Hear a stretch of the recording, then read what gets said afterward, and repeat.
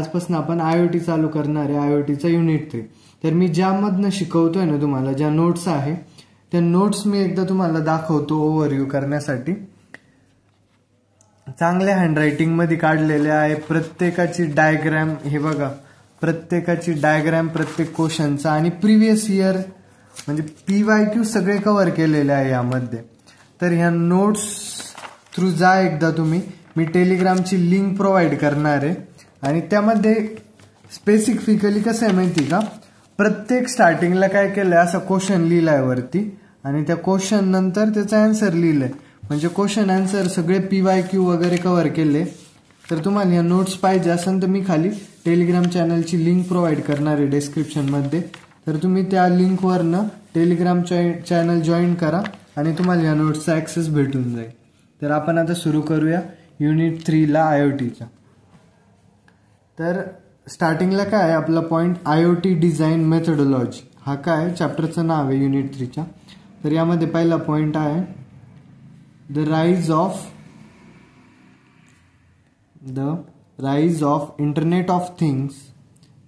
IoT has led to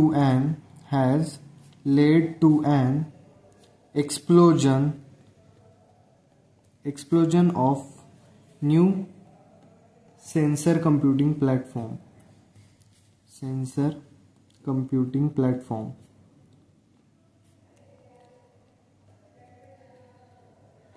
त्यानंतर next point काय, the complexity and application. The complexity and application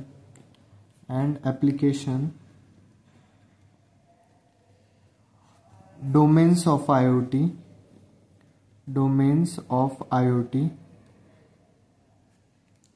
devices ranges from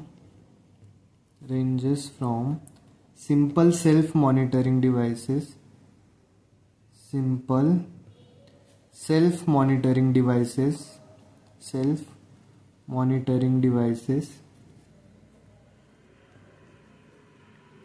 in vending machines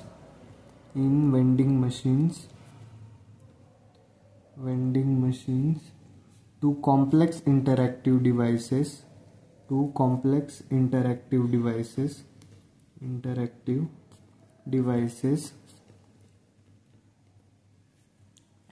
with artificial intelligence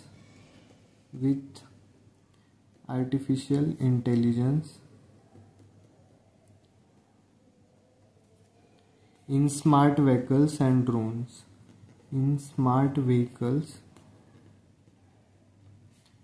drones. आता याचा अर्थ काय होतो, the complexity and application domains of IoT devices ranges from. म्हणजे IoT बद्दल आपण बघतोय ना, IoTचं इन्फॉर्मेशन बघतोय. तर IoT मध्ये काय आहे की IoTनी जी प्रगती केली आजकाल ती कुठून, सिंपल सेल्फ मॉनिटरिंग डिव्हायसेस म्हणजे वेंडिंग मशीन म्हणजे काय, जे एअरपोर्ट वरती असताना की आपण पेमेंट केलं का त्यामधनं कॅन्स निघता कोको कोलाच्या वगैरे, त्या वेंडिंग मशीन्स मध्ये असतात. ते सिंपल IoTचं ऍप्लिकेशन आहे. त्यापासनं तर आपण आज आर्टिफिशियल इंटेलिजन्सचा उपयोग करून जे स्मार्ट व्हेकल बनवतोय, ड्रोन बनवतोय, हे सगळं IoT मध्ये. म्हणजे IoTने इतकी प्रगती केली आतापर्यंत.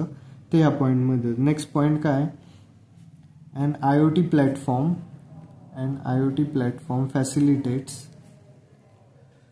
facilitates communication, data flow. IoT मुळे काय काय सोपं झालंय आपल्यासाठी, कम्युनिकेशन सोपं झालंय, डेटा फ्लो सोपा झालाय आणि डिव्हाइस मॅनेजमेंट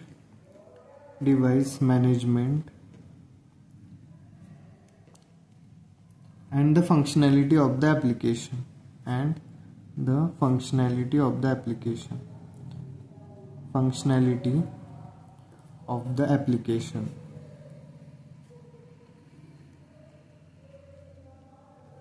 त्यानंतरचा नेक्स्ट पॉइंट काय आपला, द गोल. IoTचा गोल काय आता, the goal is to build IoT applications with an IoT platform framework.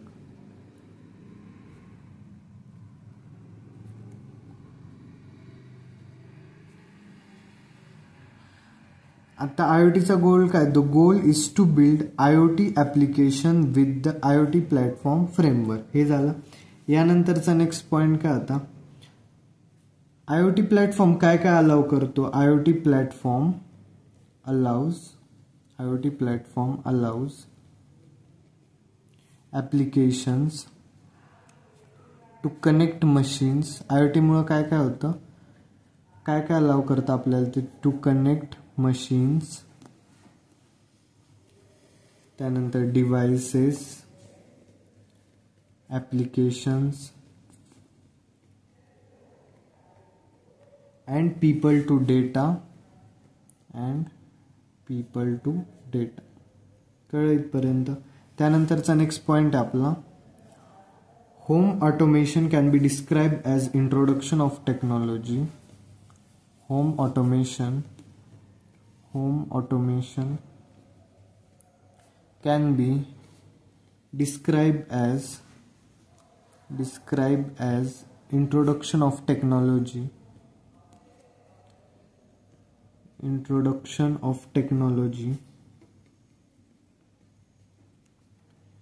within the home environment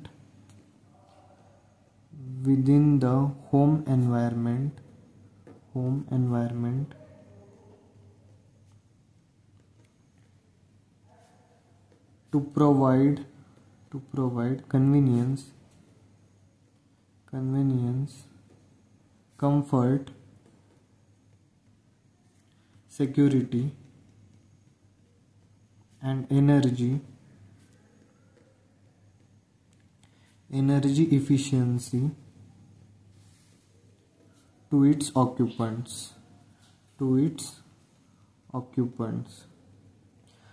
याचा अर्थ काय होता या पॉइंटचा? Home automation can be describe as introduction of technology within the home environment.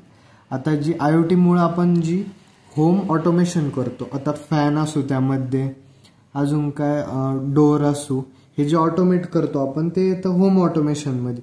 आणि कशामुळे पॉसिबल झालं आहे? IoTच्या मुळे. त्यामुळे काय होतं? आपल्याला कन्व्हिनियन्स भेटतो, कम्फर्ट भेटतं, सिक्युरिटी भेटती आणि एनर्जी इफिशियन्सी टू इट्स ऑक्युपंट्स. कळलं इथपर्यंत? आता हे कशामुळे पॉसिबल झालंय? सेन्सर्समुळं. तर मग आता सेन्सर्सचा अर्थ काय असतो? सेन्सर्स म्हणजे काय? सेन्सर्स आर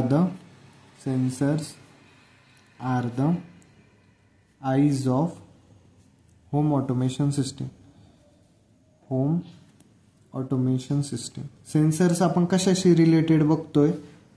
होमच्या रिलेटेड बघतोय ना, म्हणून हे होम ऑटोमेशन सिस्टमसाठी.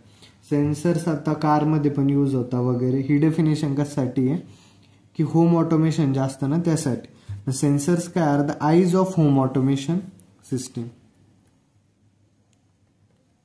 दे सी द एन्व्हायरमेंट. ते काय करतात? दे सी, SEE, बघण्याचं काम. They see the environment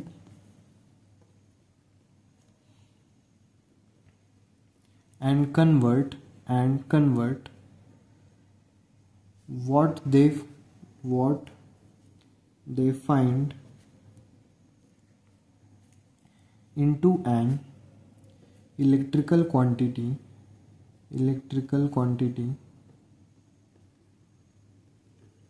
that can be measured by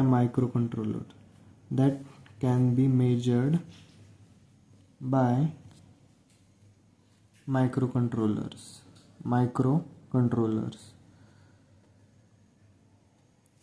Sensors काय? Are the eyes of home automation system. They see the environment. ते काय करता? बघता, सेन्स करता.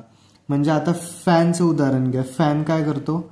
जेव्हा आपण फॅनला ऑटोमेट करतो तेव्हा फॅन एन्व्हायरमेंटला बघतो की एन्व्हायरमेंटचं टेम्परेचर हाय आहे की लो आहे. त्यानुसार मग तो ऑटोमॅटिकली कमी जास्त होतो. मग ते कशाचं काम असतं? सेन्सरचं. की बघणं एन्व्हायरमेंटचं टेम्परेचर हाय आहे की लो आहे. आणि त्यानंतर जो मेसेज देतो सेन्सर, तो कशात कन्वर्ट केला जातो, electrical quantity that can be measured by micro controller. मग ते मायक्रो कंट्रोलर मेजर करतं आणि जे ॲक्च्युएटर्स राहतात ना ते ॲक्शन घेतात. आता ॲक्च्युएटर्सचं काम आपण पुढे बघणार आहोत. सेन्सर बघितलं, आत्ता आपण बघणार आहोत होम ऑटोमेशन सिस्टीममध्ये अजून काय लागतं, रिमोट कनेक्टिव्हिटी. मग रिमोट कनेक्टिव्हिटीची डेफिनेशन काय आहे, remote connectivity.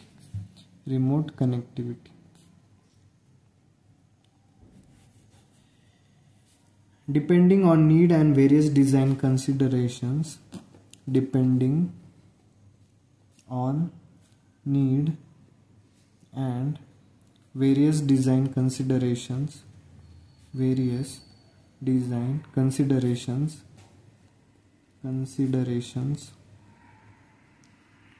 users may need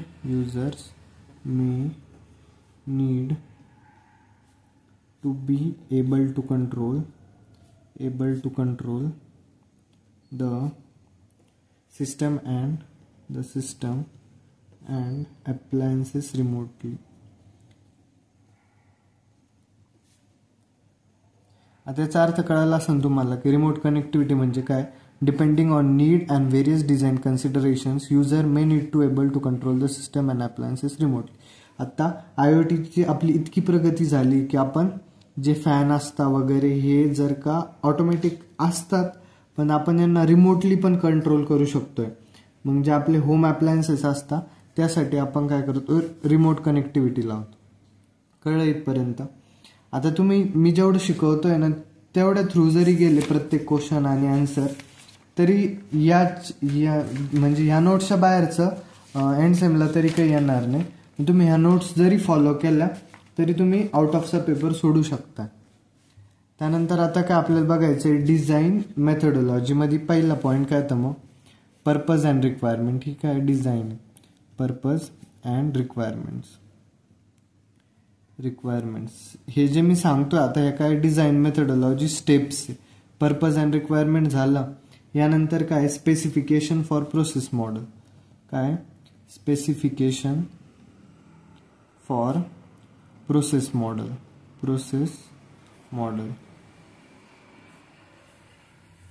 यानंतर काय स्पेसिफिकेशन फॉर डोमेन मॉडेल. हे काही पाठ करण्याची गरज नाही, हे नंतर आपल्याला याच्यावरती ना क्वेश्चन्स आहे त्यामुळे हे आपोआप लक्षात राहून जाईल तुमच्या. त्यामुळे असं पाठ करण्याची काही गरज नाही आहे. स्पेसिफिकेशन फॉर डोमेन मॉडेल झालं. त्यानंतर काय सर्व्हिस स्पेसिफिकेशन हे झाल्यानंतर IoT level specification.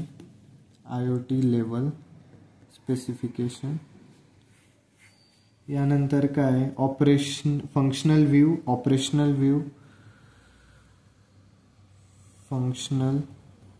View specification.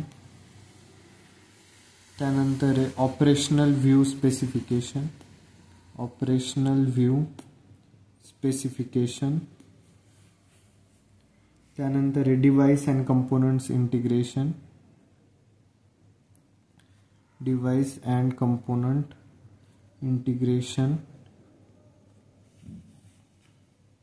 यानंतर अप्लायन्सेस ॲप्लिकेशन डेव्हलपमेंट.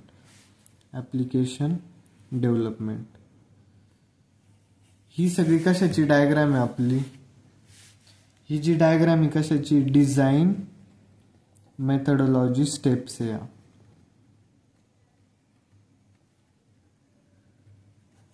कळलं. हे पाठ करण्याची काही गरज नाही, आपण पुढे बघणार आहोत.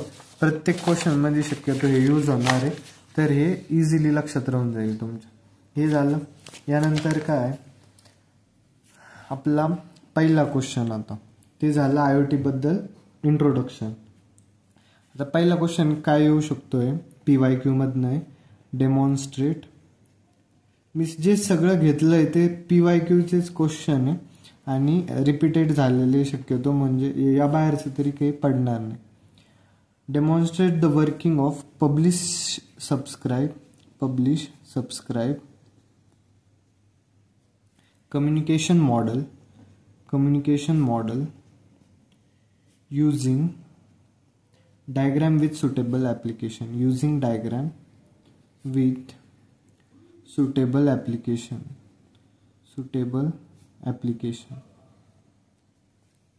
हा झाला question. Demonstrate the working of publish subscribe communication model using diagram with suitable application. आता यामध्ये पब्लिशर्स आन्सर्स काय लिहिणार आपण. पब्लिशर्स म्हणजे काय.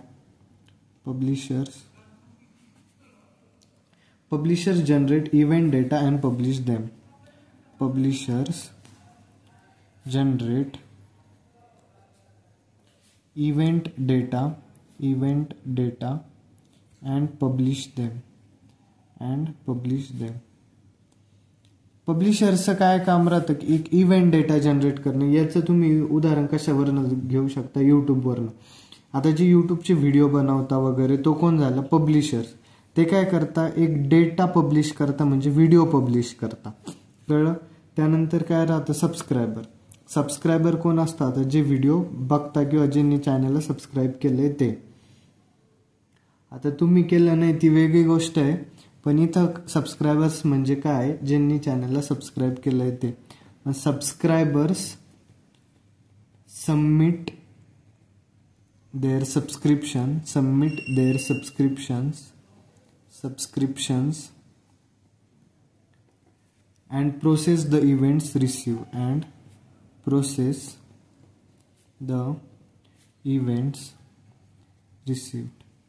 म्हणजे आता सबस्क्रायबर काय करता त्यांचं सबस्क्रिप्शन सबमिट करता म्हणजे सबस्क्राईब करता चॅनलला आणि प्रोसेस द इव्हेंट रिसीव. आता मग काय करता जो व्हिडिओ असन किंवा मग काही डेटा असन तो काय करता प्रोसेस करता. हे झालं इथपर्यंत. आता पब्लिश सबस्क्राईब सर्व्हिस यानंतर काय बघणार आहोत. पब्लिश सबस्क्राईब या दोन शब्दांचा अर्थ कळाला तुम्हाला. आता ही काय राहते सर्व्हिस असते मग ती बघायची आपल्याला. It's the mediator. आता यूट्यूब असं तर यूट्यूब काय झालं मग पब्लिशर आणि सबस्क्रायबर मधलं मेडिएटर झालं म्हणजे ब्रोकर झालं. इट्स द मेडिएटर असन किंवा मग ब्रोकर असन that filters and routes events from publishers to interested subscribers. पहिला पॉईंट कळला. हे काय असतं मेडिएटर राहतं किंवा ब्रोकर राहतं यूट्यूब. ते काय करतं filter the routes and events from publishers to interested subscribers. म्हणजे काय आता की जो व्हिडिओ पब्लिश करतो यूट्यूब काय करतं जे इंटरेस्टेड आहे तो व्हिडिओ बघण्यासाठी त्यांच्यापर्यंत तो व्हिडिओ पोहोचवतं किंवा ज्यांनी सबस्क्राईब केलंय चॅनलला त्यांच्यापर्यंत तो व्हिडिओ पोहोचवतं. कळलं. त्यानंतर नेक्स्ट पॉईंट काय publishers and subscriber or autonomous. ऑटोनॉमसचा अर्थ माहितीच असं. ऑटोनॉमस कॉलेज म्हणजे काय ते सेल्फ डिपेंडंट असतं कोणत्या युनिव्हर्सिटीवर डिपेंडिंग करत असं. मग पब्लिशर्स अँड सबस्क्रायबर्स काय राहतं ऑटोनॉमस असतं. सबस्क्रायबर्स म्हणजे ते इंडिपेंडंट असतं. Are autonomous which means they do not need to know the presence of each other. Which means they do not need to know the presence of each other. कळलं. Publishers and subscriber काय autonomous आहे म्हणजे ते एकमेकांवरती dependent नाहीये आणि एकमेकांच्या presence ही दुसऱ्याला काही घेणं नाहीये. एक प्रेझेंट म्हणजे मी पब्लिश करतोय व्हिडिओ तर की कोण बघतंय वगैरे हे म्हणजे इंडिपेंडंट. असं नाही की डिपेंडंट बघितलंच पाहिजे किंवा पब्लिशच केलं पाहिजे. त्यानंतर काय the model is highly suited for mobile application ubiquitous computing and distributed embedded system. आणि त्यानंतर next point failure of publishers or subscriber. Failure of publishers or subscribers or subscribers does not bring down entire system. म्हणजे यामधनं आता publishers गायब झाले किंवा subscribers गायब झाले तर पूर्ण सिस्टम फेल होईल असं काही आहे का? यूट्यूबवरती बाकीचे पण भरपूर अवेलेबल आहे. तर पब्लिशर्स आणि सबस्क्रायबर्स हे काय इंडिपेंडंट आहे, दोघांमधनं कोणी फेल झाल्यानंतर काय पूर्ण सिस्टीम डाऊन येईन असं काही गोष्ट नाही आहे. कळलं? यानंतरचा नेक्स्ट पॉईंट काय? No strong guarantee of the broker to deliver content to subscriber.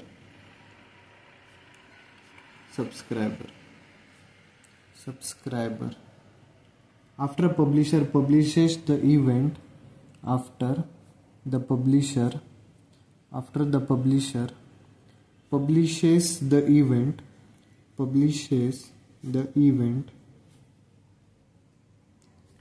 it assumes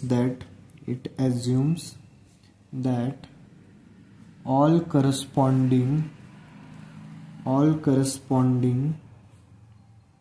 subscribers would receive it.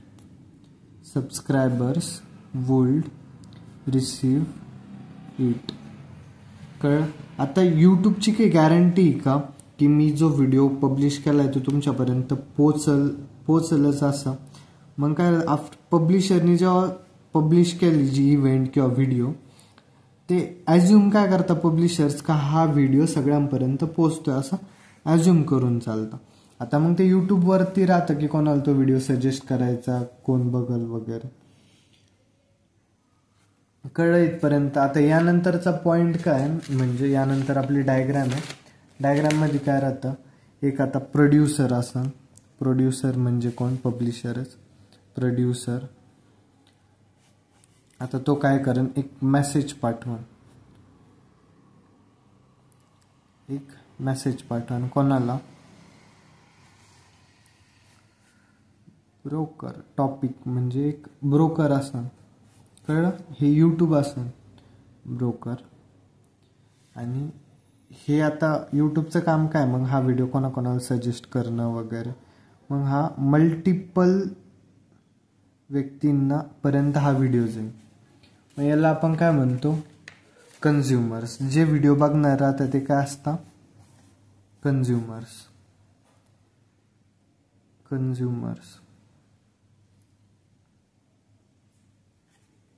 कळलं इथपर्यंत? कन्झ्युमर्स हे झाले कन्झ्युमर. आता यानंतर काय? हे एक मॉडेल कोणतं आहे? आपण पहिलं मॉडेल बघितलं ते पब्लिश सबस्क्राईब मॉडेल. कळलं इथपर्यंत? आता यानंतर आपलं नेक्स्ट मॉडेल आहे पुश पुल मॉडेल. कोणतं मॉडेल आहे? Push pull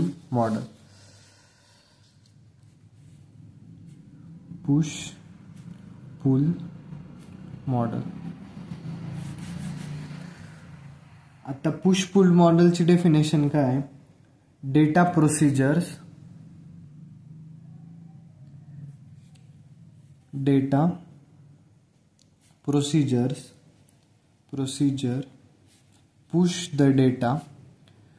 push the data to queues and the consumers pulls the data from the queues.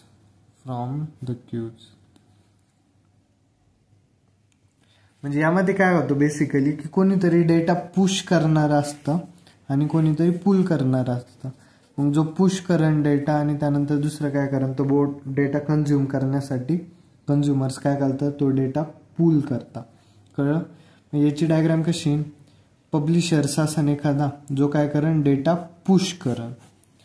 मग यांनी कुठं पुश केला? आता डेटा क्यूजकडं पुश करायचा आहे ना, तर मग डेटा पुश करेन हा क्यूकडं.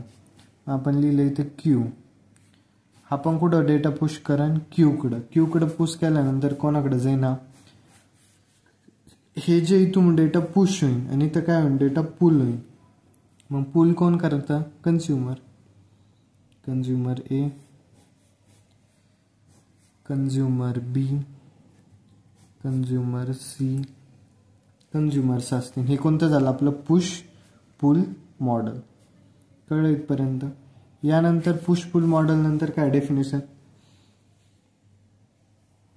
Producer does not need to be aware of the consumer. तेच तिकडे काय होतं, पब्लिशरला सबस्क्रायबर्स बद्दल अवेअर राहण्याची गोष्ट होती का, तीच इथे. Producer does not need to be aware of the consumers. कळलं इथपर्यंत. यानंतरचा नेक्स्ट पॉइंट आहे आता एक्झाम्पल आणि ऍप्लिकेशन काय. एक्झाम्पल आणि ऍप्लिकेशन काय. पहिलं जे ऍप्लिकेशन आहे ते कोणतं आहे, smart agriculture system. Smart agriculture system मध्ये पुश पुल मॉडेल कसं यूज होतं, soil moisture sensor pushes reading to a cloud database.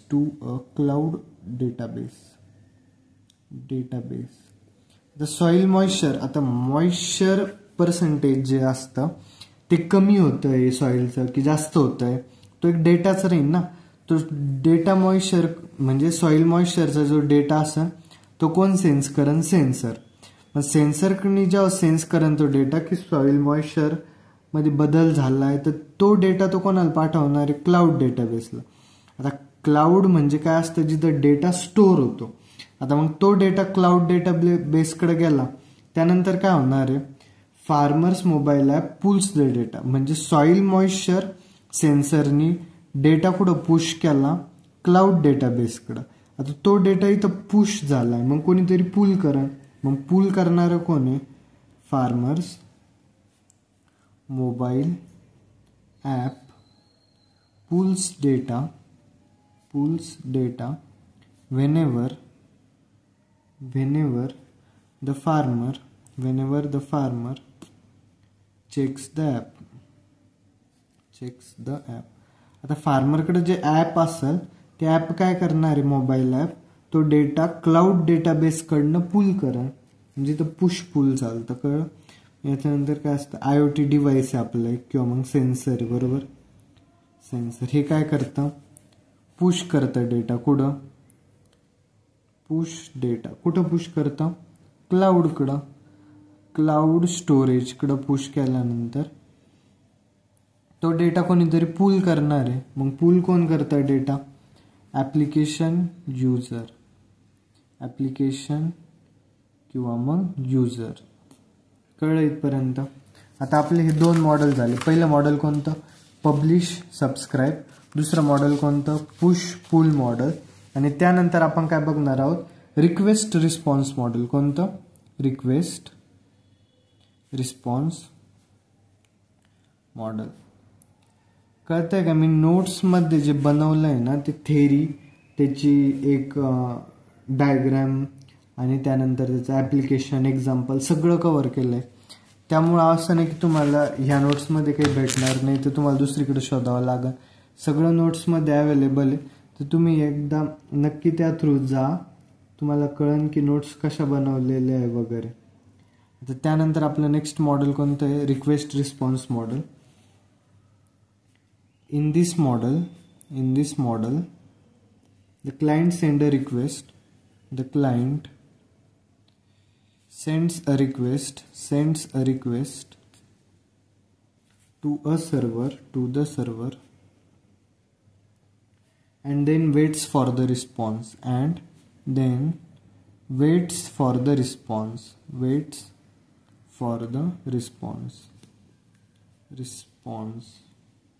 It mostly uses, म्हणजे ह्या मॉडेलमध्ये काय होतं की क्लायंट काय करतो, एक रिक्वेस्ट सेंड करतो सर्व्हरला. आणि वेट करतो रिस्पॉन्ससाठी. आता याचा अर्थ आपण कसं म्हणू शकतो, गुगलचं पण घेऊ शकतोय की तुम्ही एखाद्या गोष्टीसाठी रिक्वेस्ट केली. आता तुम्ही गुगलवरती एखादी इमेजसाठी रिक्वेस्ट केली किंवा मग एखाद्या वेबसाईटसाठी रिक्वेस्ट केली, तर ती गुगलकडं रिक्वेस्ट जाईल म्हणजे सर्व्हरकडं, आणि आपल्याला काय करावं लागेल, ती इमेज येईपर्यंत किंवा इमेज लोड होईपर्यंत वेट करावं लागेल. मग गुगल रिस्पॉन्स देईन ती इमेज पाठवायला. असं कळलं. याचा एक्झाम्पल म्हणून आपण लिहू शकतो. त्यानंतर काय, it mostly uses the HTTP protocol. It mostly uses the HTTP protocol. कोणता protocol? Hypertext transfer protocol. HTTP protocol mostly use करतं. Communication can be 1-to-1. Communication can be 1-to-1, 1-to-1 or many-to-many or many-to-many. Communication हे 1-to-1 पण असू शकतंय किंवा मग many-to-many पण असू शकतंय. कळलं. त्यानंतर हे काय, एक स्टेटलेस मॉडेल आहे. इट इज अ स्टेटलेस म्हणजे काय, आता स्टेटलेस मॉडेल. स्टेटलेसचा अर्थ काय होतो, each request and response pair is independent of the other. Stateless म्हणजे काय की रिक्वेस्ट रिस्पॉन्स पेअर जी आहे ना, रिक्वेस्ट रिस्पॉन्स पेअर ज्या आहे ना सगळ्या, त्या काय इंडिपेंडंट आहे. ही याच्यावरती डिपेंडंट नाही आहे किंवा मग रिस्पॉन्स हा रिक्वेस्टवरती डिपेंडंट नाही आहे. कळलं इथपर्यंत. या दोन्ही इंडिपेंडंट आहे, त्यामुळे आपण त्याला काय म्हणतो, रिक्वेस्ट रिस्पॉन्स मॉडेलला स्टेटलेस मॉडेल. आता आपण याची ब्लॉक डायग्राम बघूया. याच्यामध्ये काय आहे, क्लायंट, एक क्लायंट असन आणि एकीकडे काय असणार आहे, सर्व्हर. बरोबर, क्लायंट सर्व्हर. आता क्लायंट काय करणार आहे, रिक्वेस्ट पाठवणार आहे सर्व्हरला. कशा थ्रू पाठवणार आहे, HTTP रिक्वेस्ट पाठवली. नंतर काय करणार, थोडंसं वेट करेल आणि सर्व्हर काय पाठवण, मग रिस्पॉन्स पाठवण. कशाच्या फॉर्ममध्ये, HTTP रिस्पॉन्स. कळलं इथपर्यंत. आता याचं एक्झाम्पल काय, वेब ब्राउझिंग. मी तुम्हाला पहिल्यांदा सांगितलं वेब ब्राउझिंग. तर वेब ब्राउझिंगमध्ये काय होतं, तुम्ही जेव्हा एखादी URL टाईप करता वगैरे ब्राउझरवरती, ते काय करतं, एक HTTP रिक्वेस्ट सेंड करतं.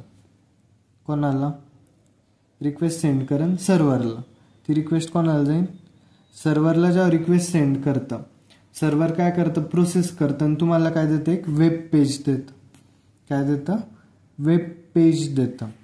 एक URL जेव्हा तुम्ही टाकता, ती HTTP रिक्वेस्ट म्हणून जाते. रिक्वेस्ट कोणाकडे जाईल, सर्व्हरकडं, आणि सर्व्हर तुम्हाला रिस्पॉन्स करीन वेब पेजच्या. तर नेक्स्ट एक्झाम्पल काय, IoTचं एक्झाम्पल आहे. IoTचं एक्झाम्पलमध्ये काय, IoT ॲप जो एक मोबाईल ॲप असतो, मोबाईल ॲप काय करतो, सेंड करतो रिक्वेस्ट करतो सेंड कोणाला, IoT सर्व्हरला, की मला एक टेम्परेचरचा डेटा द्या. कशाला सेंड करतो, IoT सर्व्हरला, की मला टेम्परेचरचा डेटा पाहिजे. मग टेम्परेचरचा सर्व्हर काय रिस्पॉन्ड करतं, टेम्परेचर देतं. कळलं. मोबाईल जो ॲप राहतो तो रिक्वेस्ट करतो कोणाला, IoTच्या सर्व्हरला, की मला टेम्परेचरचा डेटा द्या. आणि त्यानंतर सर्व्हर काय करतं, रिस्पॉन्ड करतं. कशा थ्रू, टेम्परेचरच्या डेटा थ्रू. कळलं इथपर्यंत. आता याचं ॲप्लिकेशन काही पण घेऊ शकताय तुम्ही. ऑनलाईन शॉपिंग साईट्स घेऊ शकताय, वेदर ॲप्स घेऊ शकताय. कळलं. यानंतर आपण बघणार आहोत एक्सक्लुझिव्ह पेअर मॉडेल. कोणतं मॉडेल, exclusive pair model. Exclusive pair model. या मॉडेलमध्ये काय, this communication model is full duplex bidirectional communicational model. हे काय, this model is full duplex bidirectional communication model. It uses persistent connection between client and server. It uses persistent connection between client and server. इथपर्यंत कळलं. आता यानंतर काय आपण बघणार आहोत, क्लायंट सेंड रिक्वेस्ट. नंतरचा पॉइंट काय आहे, क्लायंट. या पॉइंटचा अर्थ ना मी तुम्हाला डायग्राम वरून समजून सांगतो. Client send request to server for opening the connection. This connection is open till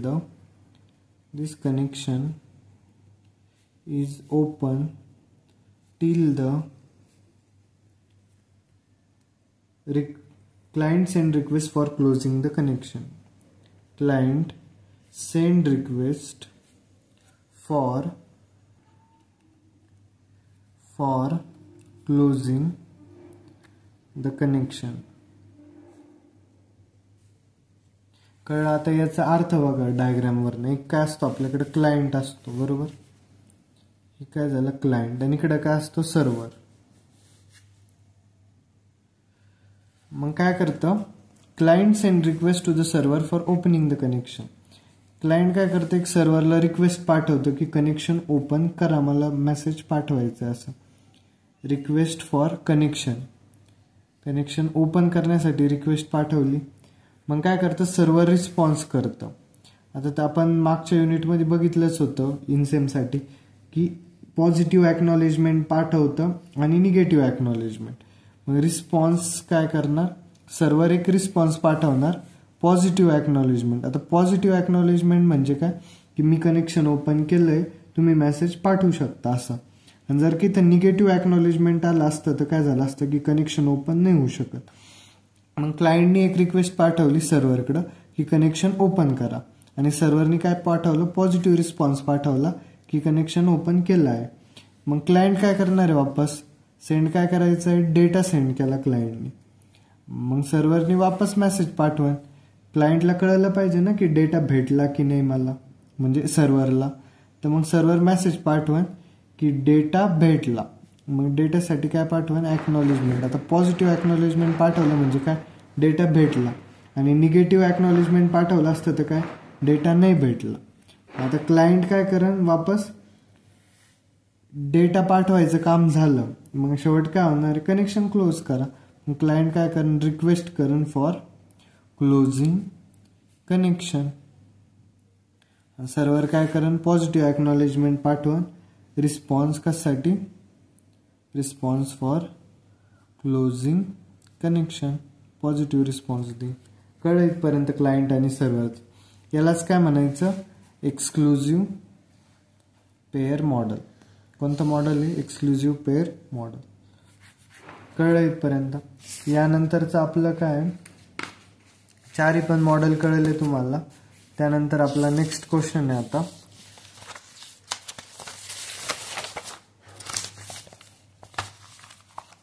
next question काय आपला आता, इल्युस्ट्रेट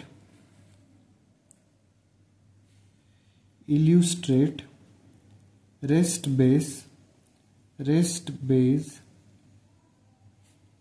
कम्युनिकेशन API. आता तुम्ही सगळे प्रिव्हियस इयर पेपर जरी उघडून बघितले ना आता सध्या लगेच, तरी तुम्हाला कळेल की प्रिव्हियस इयर क्वेश्चन मधनं म्हणजे जास्त तर रिपीटेडच क्वेश्चन आहे, त्यामुळे हे सगळे कव्हर होऊन जाते. प्रिव्हियस इयर पेपर ओपन करून बसा आणि त्यामध्ये एक एक टिक करत चला की हा क्वेश्चन आपण आत्ता बघितला वगैरे, म्हणजे तुम्हाला कळतील की तुमचे किती क्वेश्चन कव्हर झाले, सगळे कव्हर होत आहे की नाही असं. कळलं. आता क्वेश्चन काय आपला, illustrate rest based communication API with suitable IoT system. यामध्ये आपला पहिला पॉइंट काय, a large part of interoperability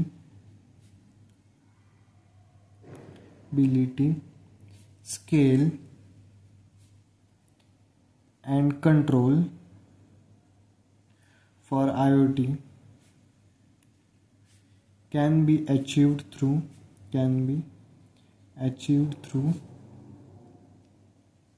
API management.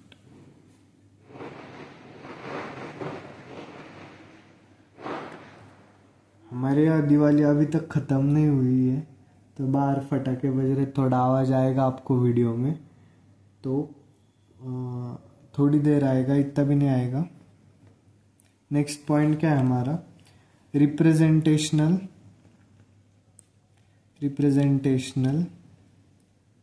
State transfer. रेस्टचा फुल फॉर्म काय, representational state transfer APIs follows the request response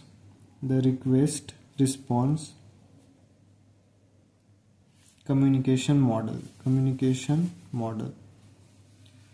आता रेस्ट API काय follow करतो, request response communication model. आता आपण 4 मॉडेल बघितले ना, त्यामधनं कोणता फॉलो करतो हा REST base API, request response communicational model.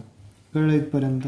त्यानंतरचा पॉइंट काय, application conforming to the REST constraint, applications conforming to the REST constraints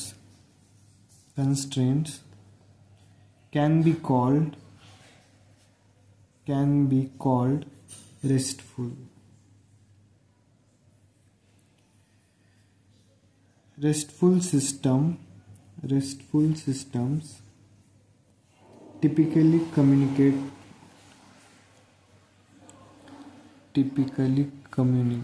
हे काय फॉलो करता, typically communicate over HTTP. कोणती मेथड फॉलो करता, हे कम्युनिकेट कशाने करता, HTTP ने. कळलं इथपर्यंत. आता रेस्टचे काही प्रिन्सिपल्स असतात, ते प्रिन्सिपल्स आपण बघणार आहोत. प्रिन्सिपल्स काय असतात, आता पहिलं काय, क्लायंट सर्व्हर मध्ये काय येणार आहे, आता server provide services, client request them. सोपं आहे. सर्व्हर काय करता, प्रोव्हाइड्स सर्व्हिसेस, आणि क्लायंट काय करतो, क्लायंट रिक्वेस्ट देम. रिक्वेस्ट करतो ना क्लायंट, तेव्हाच तर सर्व्हर सर्व्हिसेस प्रोव्हाइड करेल. कळलं इथपर्यंत. सेकंड पॉइंट काय, स्टेटलेस. मी स्टेटलेसचा अर्थ तुम्हाला पहिल्यांदाच सांगितलं, काय, independent. Each request is independent. कळलं इथपर्यंत.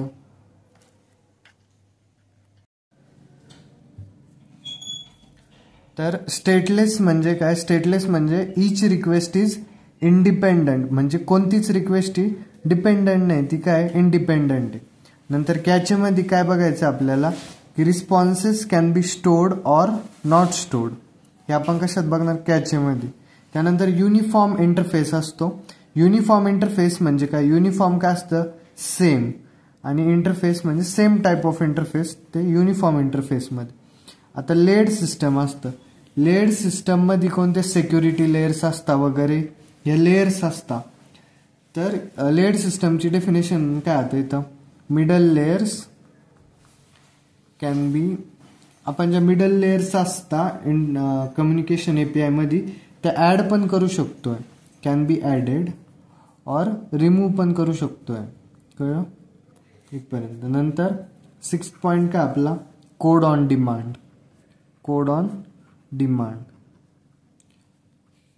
आता कोड ऑन डिमांड काय गोष्ट असते, server can send code to update client logic. काय, server can send code to update client logic.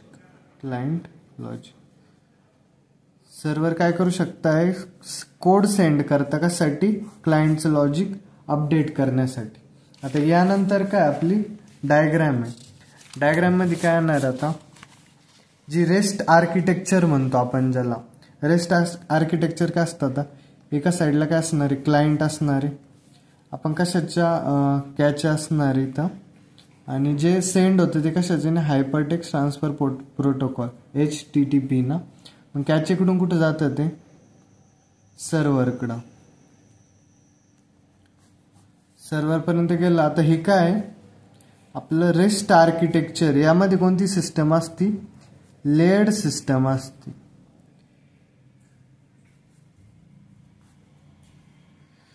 कळलं की कोणती सिस्टम झाली, ही लेयर्ड सिस्टम झाली. याला काय म्हणतो लेयर सिस्टम. आणि याचं नाव काय रेस्ट आर्किटेक्चर. याला काय म्हणतो रेस्ट आर्किटेक्चर. आता आपण HTTP मेथड्स बघणार आहोत. काय असतं HTTP मेथड्स. आता यामध्ये पहिली मेथड कोणती आपली गेट. गेट कशासाठी यूज करतो आपण, gate data from the user. Gate data from the user, from the user. आता क्लायंटनी समजा मेसेज पाठवला की गेट, तर मग ते काय करणार युजरकडून डेटा घेणार, gate data from the user.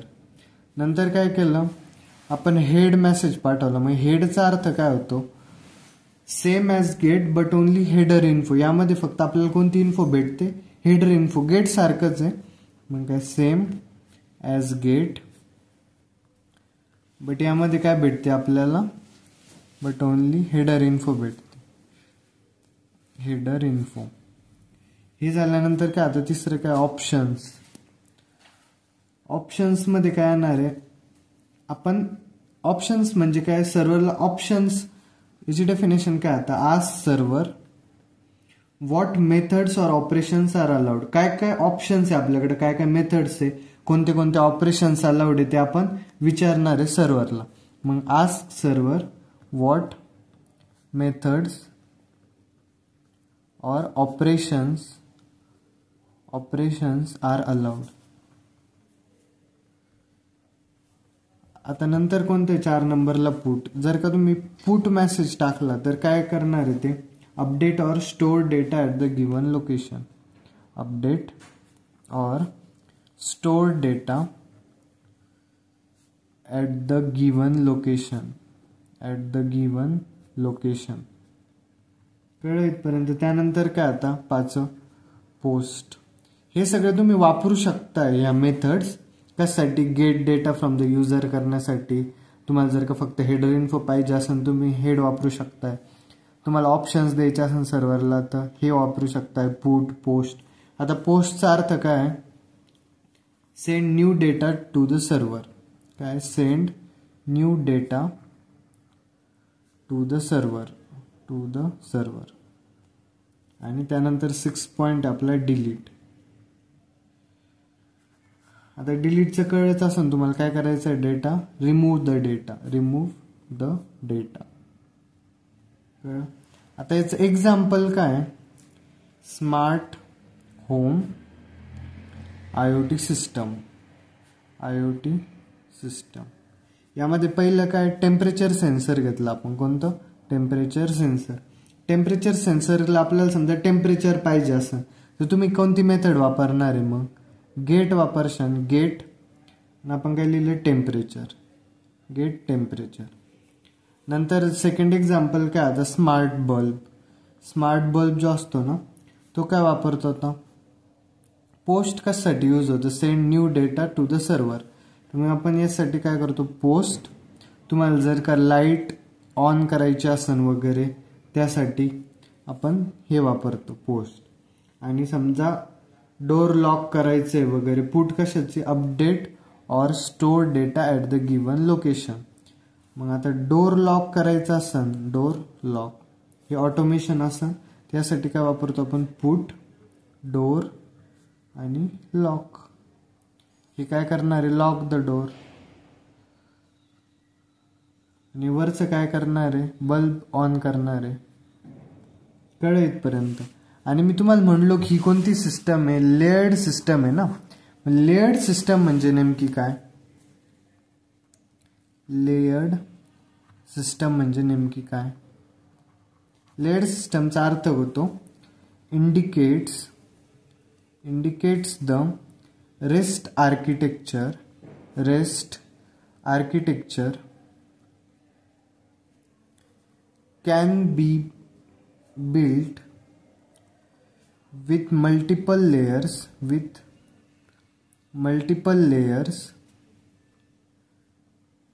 such as आता जे लेयर्ड सिस्टम आहे त्यामध्ये लेयर्स असतात. आता ती लेयर्स कोणती पण राहू शकते. एक तर सिक्युरिटी लेयर राहू शकते, त्यानंतर असते लोड बॅलन्सिंग लेयर राहू शकते, लोड बॅलन्सिंग वगैरे एक्सेट्रा. कळलं इथपर्यंत लेयर्ड सिस्टमचा अर्थ. आता यानंतरचा आपला नेक्स्ट क्वेश्चन काय आता, इल्युस्ट्रेट. क्वेश्चन काय, illustrate steps of IoT design methodology for smart irrigation system.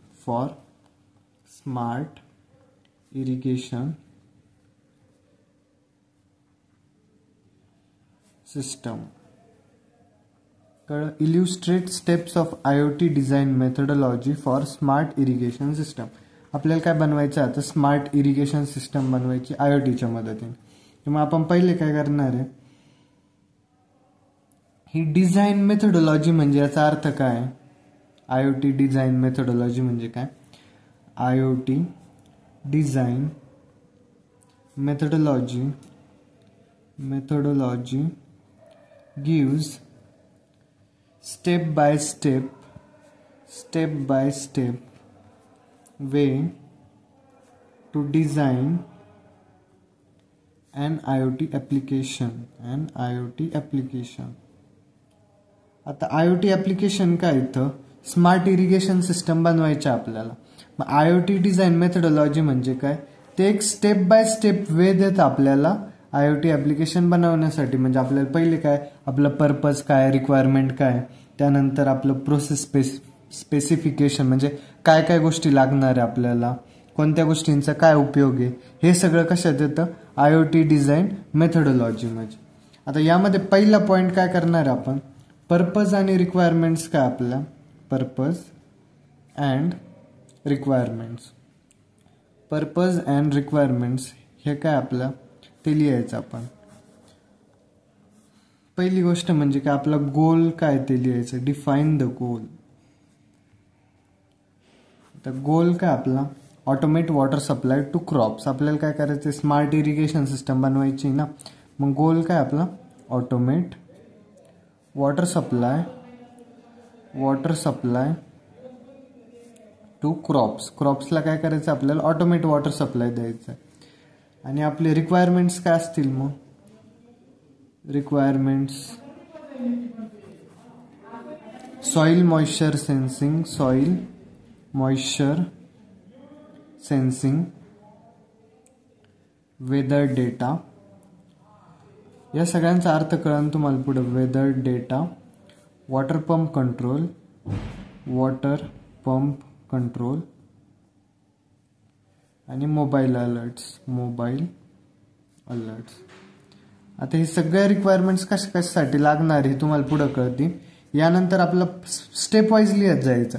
पहिले काय, पर्पज अँड रिक्वायरमेंट झालं. नंतर आता प्रोसेस स्पेसिफिकेशन. प्रोसेस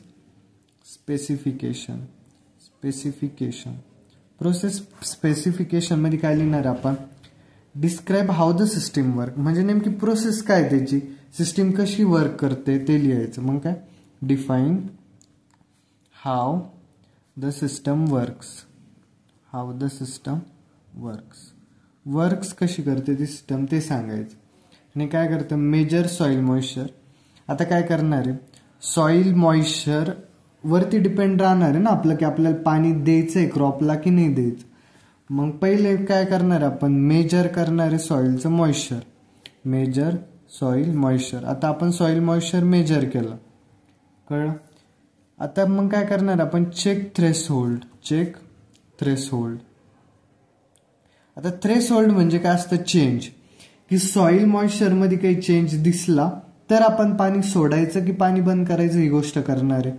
मग चेंज, सॉइल जर का काय असेल ड्राय असेल, इफ ड्राय सॉईल जर का ड्राय झाली असेल तर आपण काय करणार आहे, पंपला ऑन करणार आहे, टर्न ऑन पंप आणि एल्स.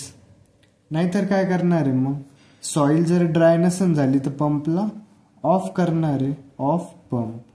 कळलं इथपर्यंत. आणि ह्या सगळ्यानंतर काय आता आपलं जो डेटा कलेक्ट केला आपण, चेंज मॉइश्चर चेंज झालंय का नाही, मग पाणी सोडलं किंवा नाही सोडलं क्रॉप्सला ते बघितलं. आणि हा डेटा कुठं पाठवणार आहे आपण मग, send update to farmers app. Farmers app. कळलं इथपर्यंत. प्रोसेस स्पेसिफिकेशनमध्ये काय. त्यानंतर 3 मध्ये काय आपलं डोमेन मॉडेल. हे पाठ करण्याची काही गरज नाही, आपल्याला लगेच कळतं की आता क्रॉप्सला वॉटर सप्लाय द्यायचा आहे तर कशावरती येणार आहे, मॉइश्चर सेन्सरवरती. मॉइश्चर सेन्सर जर का चेंज थ्रेशोल्ड म्हणजे काय चेंज दिसला, पाणी सोडायचं का नाही सोडायचं, फार्मर्सला अपडेट द्यायची. कळलं इथपर्यंत. डोमेन मॉडेलमध्ये काय येणार आहे मग, identify entities soil moisture sensor, water pump, weather API, farmers mobile app. काय काय एंटिटीज लागणार आपल्याला, सॉइल मॉइश्चर सेन्सर लागन, वॉटर पंप लागन, वेदर एपीआय लागन, फार्मर मोबाईल ॲप लागन. आणि त्यांचं काय सांगायचं आपल्याला, डिफाईन देअर इंटरॅक्शन. डोमेन मॉडेलमध्ये काय येतं मग की एंटिटीज काय काय लागणार आहे आणि ते एकमेकांशी कशा कनेक्टेड आहे, त्यांचं इंटरॅक्शन काय एकमेकांमध्ये. सॉइल मॉइश्चरचं वॉटर पंपशी काय इंटरॅक्शन आहे, किंवा मग वॉटर पंपचं वेदर एपीआय सोबत काय, फार्मर्स मोबाईल ॲपचं वेदर एपीआय सोबत काय इंटरॅक्शन, हे सगळं आपल्याला कशात सांगायचं आहे, डोमेन मॉडेलमध्ये. त्यानंतर 4th नंबरला काय आपलं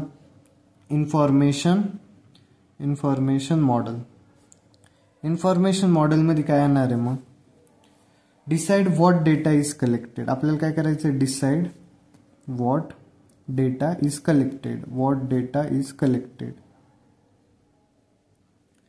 सॉइल मॉइश्चर पर्सेंट. आता डेटा काय काय कलेक्ट होईल, सॉइल मॉइश्चरचं पर्सेंटेज रेंज, यावरनंच कळत ना आपल्याला पाणी सोडायचं की नाही सोडायचं. नंतर टेम्परेचर असन आपल्याकडे एक डेटा, पंपचं स्टेटस असन, पंपचं स्टेटस काय काय असू शकतंय, ऑन आहे पंप की ऑफ आहे पंप. त्यानंतर वॉटर युसेज असन, वॉटर किती दिलं आपण क्रॉपला ते, हा सगळं आपल्याकडे काय होणार आहे, डेटा कलेक्टेड होणार आहे. आणि हा जो डेटा राहील तो कुठेतरी स्टोअर करायला लागेल ना, त्यासाठी काय होतं, एक फॉर्मॅट राहतो, JSON किंवा CSV फॉर्मॅट असतो फॉर डेटा एक्सचेंजसाठी. कशासाठी असतो तो, डेटा एक्सचेंजसाठी.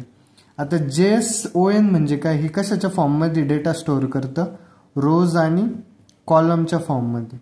कळलं. आणि CSV कशाच्या फॉर्ममध्ये डेटा स्टोअर करतं, की व्हॅल्यू पेअरच्या फॉर्ममध्ये. कशाच्या, की व्हॅल्यू पेअरच्या फॉर्ममध्ये. कळलं इथपर्यंत. आता यानंतर काय आपला नेक्स्ट पॉइंट आपण काय बघतोय, आता स्मार्ट इरिगेशन सिस्टमच बघतोय ना. त्यामध्ये आता 5वा पॉइंट आहे सर्व्हिस स्पेसिफिकेशन. काय, सर्व्हिस स्पेसिफिकेशन. यामध्ये काय करायचं आपल्याला, डिफाईन सर्व्हिस प्रोव्हाइडेड. आपल्याला काय काय सर्व्हिस प्रोव्हाइडेड केलं ते सांगायचंय. यामध्ये काय आता गेट, आपण मागच्या रेस्ट बेस एपीआय मध्ये बघितलं, गेस्ट पोस्ट कशासाठी यूज होतं तेच. आता गेट मॉइश्चरने काय होणार आपल्याला, करंट सॉइल मॉइश्चर भेटन, कळण.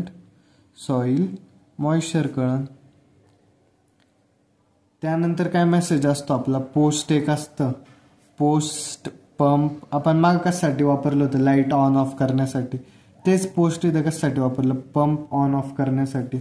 मग हे काय करणार आहे, टर्न ऑन पंप. आता इथंच तुम्ही काय लिहू शकताय, पोस्ट पंप ऑफ, हे काय करणार आहे, टर्न ऑफ पंप करणार आहे. कळलं इथपर्यंत. त्यानंतर काय आपलं functional and operational requirements.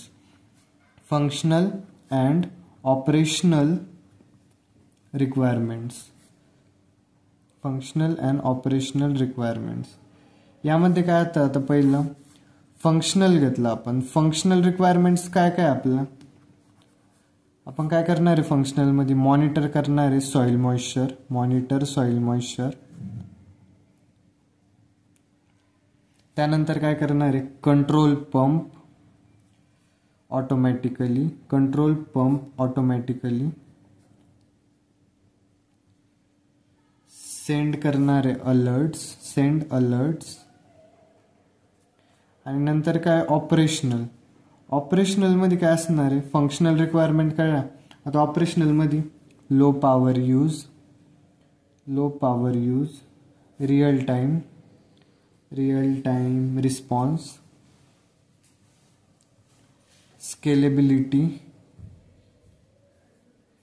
Scalability for multiple forms, scalability for multiple forms. कळलं इथपर्यंत. आता यानंतर डायग्राम, डायग्राम मध्ये काय येणार आहे, सॉइल मॉइश्चर सेन्सर. हे जे असन हे काय कुठं राहणार आहे, IoT कंट्रोलर राहणार आहे आपल्याकडे एक IoT कंट्रोलर. हे काय कंट्रोल करणार आहे, वॉटर पंप कंट्रोल करा. आणि जो डेटा राहील तो कुठं पाठवणार आहे, क्लाउडकडं किंवा मग आपलं जे सर्व्हर असेल त्याच्याकडं.